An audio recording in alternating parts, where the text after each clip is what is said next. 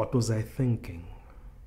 Imagine going up on stage and then forgetting why you're on stage. Hi, I'm Andy Q and welcome to Q's Gig Chronicles. This one goes back about 2 decades ago.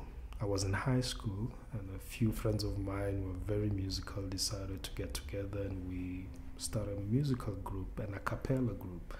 Not like the clap and tap group that I mentioned earlier. This was more of a modern type of singing with arrangements. I think we dubbed it as singing inspirational music. The arrangements were very modern. And it started very well, it started going very well. We started doing some musical events around the school. The biggest one that we did was a matric farewell. The year before we had ours, because most of us were in the same grade, maybe the others were just a grade behind us. But when we did it, none of us were in matric, so we went to perform. And it was a beautiful moment because if you've been in high school, a matric farewell is, last year of high school, last year of school. It's supposed to be a great moment. So everybody was looking forward to any matric farewell. So we did it and we got beautiful reception.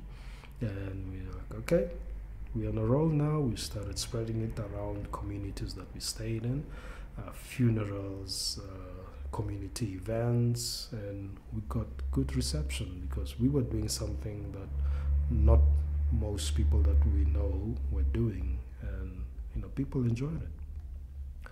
So like, you know what, people are loving what we're doing, why don't we have a launch concert so that people can fully understand what the nature of the group is. Then we set the date, we started preparing for the concert, we got the hall, we had the rehearsals going. 3 days before the concert, tickets are not selling. 2 days, day of the concert, like, maybe people will still buy, maybe people will buy at the door as they come in, and we waited and waited. People were not coming. So we're like, you know what, we are all musicians, we are all singers, why don't we figure out if you can do some small groups or some solos, some duets. And I'm like, hey, you know what? I've been writing songs. I had a lot of songs that I'd written in the late 90s, early 2000s. And I was like, yeah, maybe this is a good opportunity to perform one of them. The problem with that is all these songs were still in songwriting workshop period.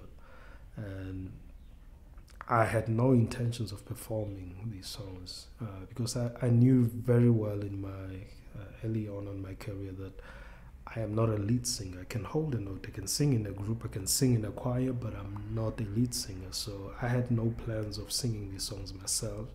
I just knew that I wrote very well, and the hope was to get other singers, lead singers, to sing my songs.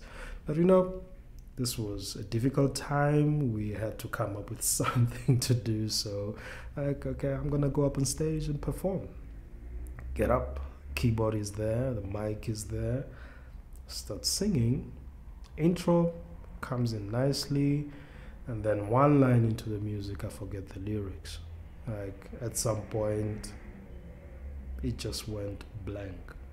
My brain just couldn't remember what I was supposed to sing. Now the tricky thing is with muscle memory, the hands, the fingers know what they're supposed to play and they keep playing. And they go on and on and on, but I just can't remember the lyrics. Now, a friend of mine who was part of the group decides to come and help. He just made things worse. He meant well because he's a better singer, so he thought he would come to the rescue. Problem is, he does not know the song. He has never heard the song. This is my song. Nobody has heard the song. Nobody knows where it's supposed to go. So we butcher it even worse. And then I think eventually I decided to get on stage. And, my group, being comrades and all, like, hey man, you gave it a try. And I don't remember what else happened. I assume we continued with the concert and maybe a few of our friends did eventually come to the concert, but I do not remember what happened. The only memory that sticks out was that of me going up on stage unprepared, unrehearsed. And that memory haunted me for many years to come. At some point, I had to deal with it, and I had to make a decision that instead of this being a haunting moment, let it be a learning moment for me. That I will never again go up on stage unrehearsed. This moment was so bad that every time I would think about it 10 years later, I would want to scream. Some instances I would scream because sometimes I would just be imagining it or just dreaming. And it would wake me up, and I would have this feeling as if something kicked me in the gut really hard. And I struggled. And every time I would have to do performances, I would think of that moment. What if that happens again? But 10 years later, I learned that I should just keep it as a learning moment. I should not try to forget it. I should not try to erase it from my memories or suppress it in any way. I must just keep it there as a moment to remind me of what happens when I go up on stage and I haven't rehearsed and I haven't prepared anything properly. And this happened 10 years after the incident. So for the last 10 years or so, I applied it as a learning moment. And since then, I had never been up on stage unprepared. And that has helped me as a musician to always take any performance very seriously. The problem that comes with that is you get to events where you come across other musicians, it's a community thing, nobody planned to do anything, but hey, we are there, why don't you play something? And I would always say no. Even today, I still say no. If you want me to perform with you, you have to give me the music well in advance so that I can prepare. And this became a problem when I started playing jazz or learning jazz on a serious note. And I would be called to attend jam sessions. If I did go, I would refuse to perform because what would happen is, as much as it was a jam session, the bands were performing a different type of jazz than the one that I'm learning. And it would become such an issue that as soon as I try to play, hey, look, I don't know the key, I'm not familiar with the song, playing it. I've heard the song, but I haven't really practiced it. And that would become an issue. So I decided not to even attend any jam sessions because I didn't want to be put in that position where I look like I didn't know what I'm doing.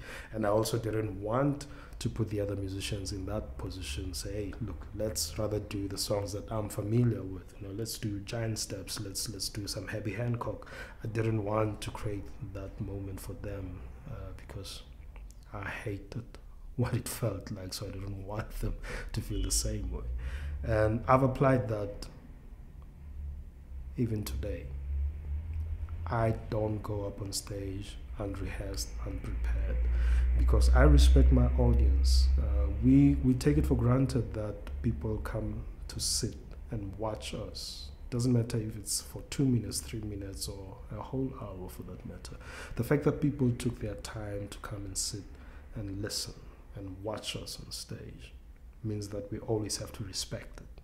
So I still do, and I will always respect my audience. Doesn't matter even if it's an impromptu audience that didn't plan on being there, or I didn't plan on being there, but if I'm going to be on stage, I'm going to be well prepared for it.